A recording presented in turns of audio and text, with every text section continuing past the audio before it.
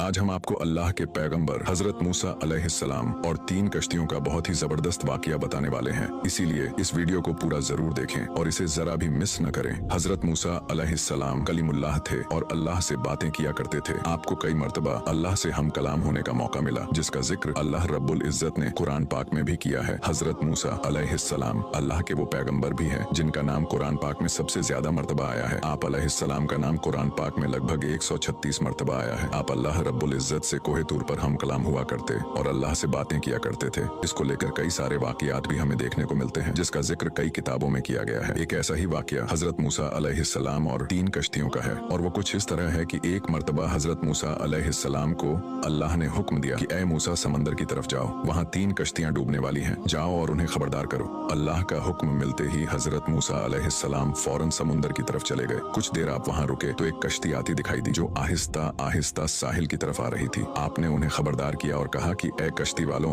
अल्लाह का हुक्म आने वाला है, होशियार रहना। उन लोगों ने जवाब दिया कि ऐ अल्लाह के नबी, आप जानते हैं कि अल्लाह के हुक्म को कोई टाल नहीं सकता, हम तो उसके बंदे हैं जो उसके हुक्म के पाबंद हैं। कश्ती वाले ये बात कह ही रहे थे कि अचानक मौज उठी और कश्ती डूबने लगी। कश्ती पर सवार लोग अपनी अपनी जान बचाने की कोशिश कर रहे थे कि अचानक एक और जबरदस्त मौज उठी और वो कश्ती डूब गई और वो मौज उसे बहाकर समंदर की तह में ले गई। थोड़ी देर बाद मूसा अलैहिस्सलाम को एक और कश्ती नजर आई तो मूसा अलैहिस्सलाम ने उन्हें भी खबरदार किया और कहा कि ऐ कश्ती वालों, जरा मोहतात होकर आना। तो उन लोगों ने भी वैसा ही जवाब दिया जैसे कि पहले कश्ती वाले लोगों ने दिया था कि जो कुछ होना है होकर रहेगा, और ये कहकर वो लोग किनारे की तरफ आते रहे। थोड़ी देर बाद एक मौज उठी और वो लोग भी उसी तरह समंदर में डूब गए। हजरत मूसा अलैहिस्सलाम अल्लाह की हिकमत के बारे में सोच रहे थे कि तभी आपको तीसरी कश्ती आती हुई दिखाई दी। जब आपने तीसरी कश्ती देखी तो आपने उन लोगों को भी खबरदार किया और उन लोगों को नसीहत की कि ऐ कश्ती वालों, खबरदार हो जाओ, क्योंकि अल्लाह का हुक्म आने वाला है, अल्लाह से माफी मांग लो और जरा मोहतात होकर आओ। मूसा अलैहिस्सलाम की बात सुनकर उन लोगों ने जवाब दिया कि ऐ अल्लाह के नबी, जिस तरह आप सच्चे हैं उसी तरह अल्लाह का हुक्म भी अटल है, जिसे कोई भी नहीं बदल सकता। लेकिन इन सब के बीच में अल्लाह की रहमत भी है, तो हम उसकी रहमत से क्यों मायूस हो। लिहाजा हम अल्लाह की रहमत पर भरोसा करके वापस आ रहे हैं और वो अपनी रहमत के सदके हमें जरूर अमन और सलामती से किनारे पर पहुंचा देगा। कश्ती वालों का ये जवाब सुनकर हजरत मूसा अलैहिस्सलाम खामोश हो गए। जब वो कश्ती सही सलामत किनारे पर आ गई तो हजरत मूसा अलैहिस्सलाम सोचने लगे कि अल्लाह ने 3 कश्तियां डूबने का फरमाया था, लेकिन सिर्फ 2 कश्तियां ही डूबी और तीसरी हिफाजत के साथ कैसे वापस आ गई। तभी अल्लाह रब्बुल इज्जत ने फरमाया कि ऐ मूसा, आपने सुना नहीं कि तीसरी कश्ती वालों ने क्या कहा। उन्होंने मेरी रहमत को तस्लीम किया और मेरी रहमत को आवाज दी और उस पर पूरा तवक्कुल और भरोसा भी रखा, इसलिए ये कश्ती मेरी रहमत के तफील बच गई, क्योंकि जो भी मेरे दरवाजे पर आकर सदा देता है मैं उसे कभी ना उम्मीद नहीं करता। सुभान अल्लाह। एक हदीस में आता है कि अल्लाह ताला ने जब मखलूकात को पैदा फरमाया तो अर्श पर यह लिख दिया कि मेरी रहमत मेरे गजब पर गालिब